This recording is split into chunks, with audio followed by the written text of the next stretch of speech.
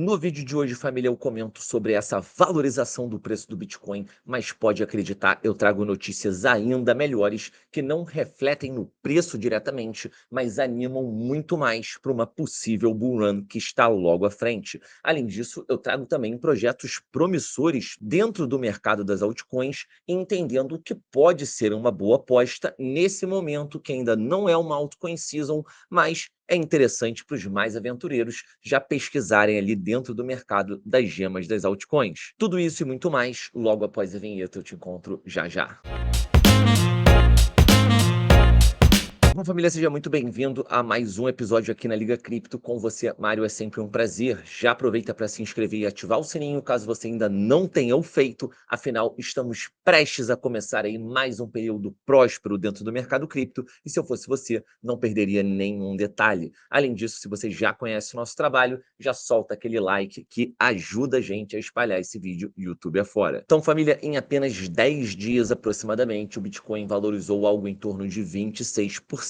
Nesse instante, 21,9922%. Então, o cenário é bullish no curto prazo, sem dúvida alguma. A gente rompeu aqui essa mini tendência que a gente estava vivendo aqui no gráfico diário de baixa. Na maioria das vezes, essas formações de baixa, né, elas rompem para cima, assim como o oposto também acontece. E nesse instante, eu busco ali um ponto de suporte que o mercado ainda não encontrou, não mostrou para gente. A gente tem a possibilidade de encontrar suporte aqui, algo em torno de 29.600, que seria mais ou menos onde está aqui a nossa média do RSI, em 61,5 seria mais ou menos isso, 29.500. Mas caso o RSI não encontre suporte aqui na sua média e venha um pouco abaixo, como a gente também fez aqui recentemente em várias movimentações de correção, eu acho muito plausível que a gente encontre suporte ali, mantendo o momento bullish por volta de 28 mil dólares, quem sabe 28.700, caso esse movimento aconteça ali nos próximos dias,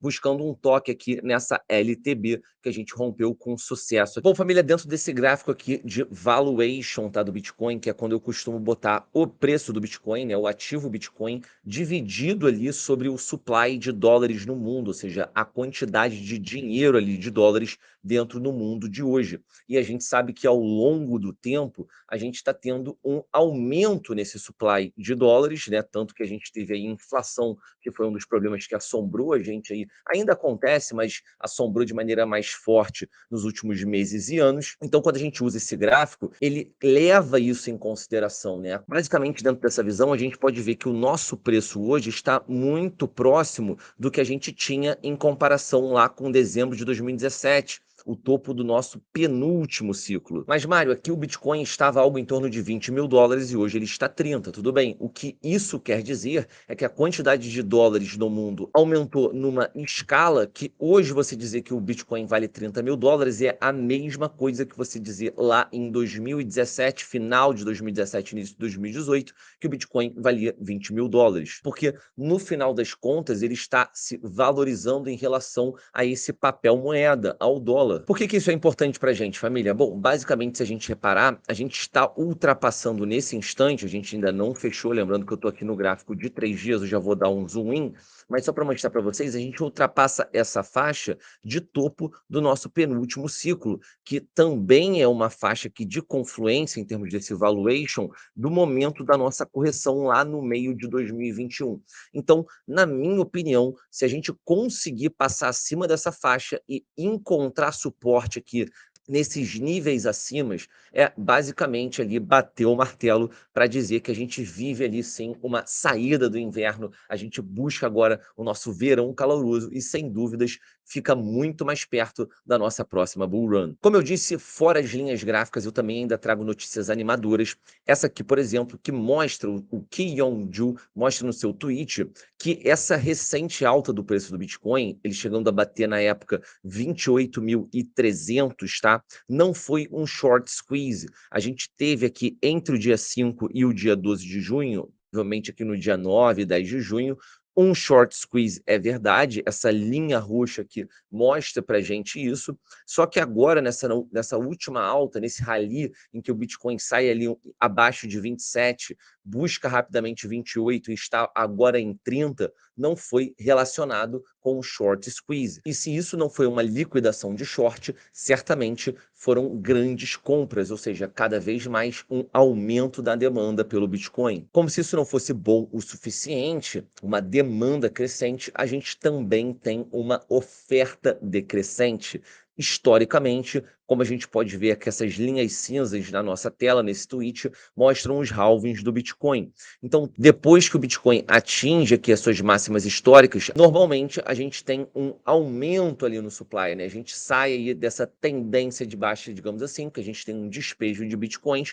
Só que dessa vez o que a gente observa é que, diferentemente de outros anos, em que quando a gente tem ali a proximidade do halving, a gente ainda tinha o aumento no supply, a gente está se aproximando aqui do halving 4 e o supply já está em queda forte, tá? Então, o que isso quer dizer para mim é que quando a gente chegar num momento em que naturalmente a gente já teria queda, a gente vai ter um choque muito maior nesse halving 3. Então, apesar da valorização do Bitcoin em comparação com os outros halvings ser menor, muito possivelmente a gente pode ter um choque maior, ou seja, uma força, né, em termos de movimentação e volatilidade de preço mais abrupta diante desse padrão de queda ali tão forte de supply, né, de oferta, mesmo ainda tendo um bom tempo para o halving. E uma das coisas, família, que pode ser responsável por isso, o Adam Cochran traz aqui, em cima desse discurso, né, de todas essas notícias que estão saindo de ETF.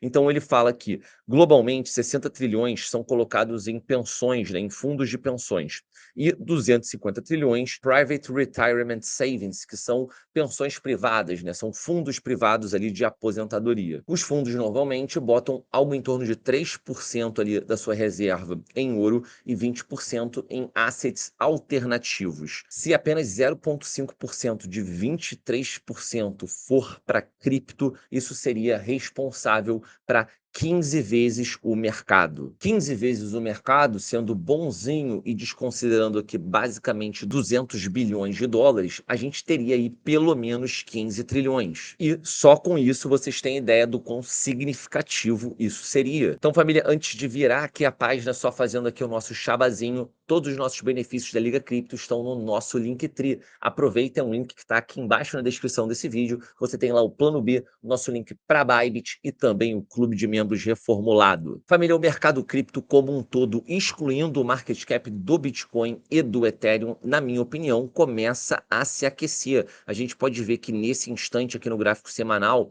em termos de market cap, esse mercado está abaixo ali do nosso topo histórico lá em 2018, 2017. Na verdade, é a alta histórica dentro daquele ciclo. Depois o mercado chegou a bater mais de 1 trilhão ali no nosso último ciclo. Só que nesse instante, o que eu quero dizer é que o mercado está próximo de tomar uma decisão, se caso a gente encontre resistência e dê uma continuidade de baixa, que é algo que eu não acredito se o Bitcoin continuar mantendo esse momento bullish. E o que eu acho mais provável, e se eu tiver certo, isso vai ser um golaço ali para o mercado das altcoins, é que muito possivelmente a gente esteja desenhando aqui um fundo ascendente. E eu ficaria muito de olho nessa faixa aqui, que eu acredito que possa ser desafiada muito em breve, de 400 bilhões, mais ou menos, de mercado, 406 bilhões, que é uma faixa que tem confluência de suporte aqui, não só nos nossos momentos de correção, mas também resistência dentro desse último bear market aí que a gente vem vivendo. Dito isso, eu procuraria altcoins que estão fortes, não só no curto prazo, em termos de análise gráfica,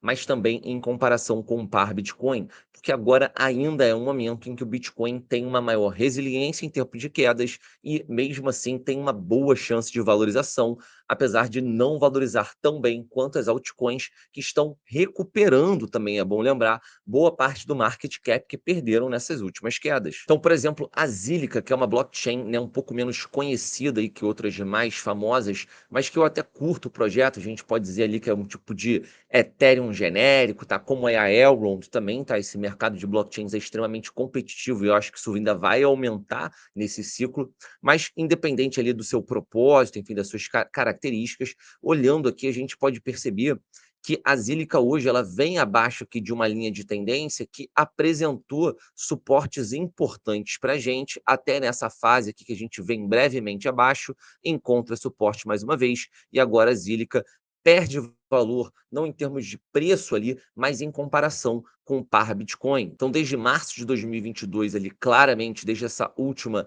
né, pernada ali de valorização, ela vem numa tendência de baixa e eu não buscaria, eu não acho que é o momento mais próspero ali da Zilliqa em comparação com o restante do mercado. Vou trazer, por exemplo, aqui a Seller Network, que está em comparação com o par Bitcoin, também teve esse momento de fraqueza aqui, que ela vem abaixo do suporte, mas é uma moeda que, por exemplo, está mais forte que a Zilliqa em comparação com o par Bitcoin. Ainda assim, a gente percebe que a Seller, ela vem aqui numa tendência de baixa muito clara, faz aqui uma espécie de tendência de alta, fazendo um fundo ascendente, só que ela não faz um topo ascendente. Então ela está ali meio que se consolidando, está lateralizando aqui nessa faixa, e caso ela continue respeitando o suporte, a ideia é que ela venha recuperando o preço em comparação ao Bitcoin. Agora, por exemplo, a Acrópolis, tá? Que é uma criptomoeda que, mais uma vez, não estou sendo pago para falar isso, só trazendo aqui informações gráficas, ela já encontra uma formação diferente em termos de curto prazo, tá? Eu estou aqui no gráfico de 3 dias,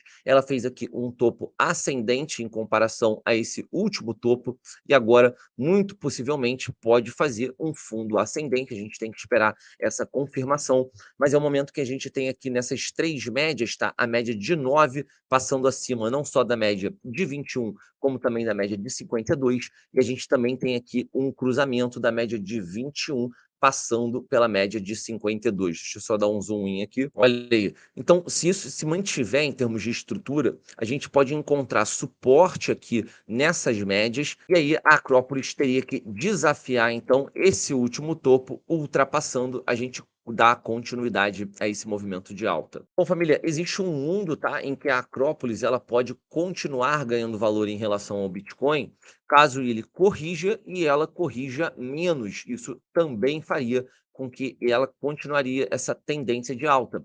Mas é algo, um cenário ali que eu acho muito improvável. Então, é muito mais no caso da continuidade de valorização do Bitcoin, ou seja, se o Bitcoin valorizar ali mais 3, 4%, muito possivelmente a gente tem um cenário positivo aí para a Acrópolis fazer 10, 20%. Se ela desafiasse aqui esse topo prévio, já seriam 24% e ultrapassando, o alvo seria esse último topo local aqui. Bom, família, por hoje é só. Espero de coração que vocês tenham curtido essas informações. Se curtiram, solta aquele like e a gente agradece profundamente. Valeu!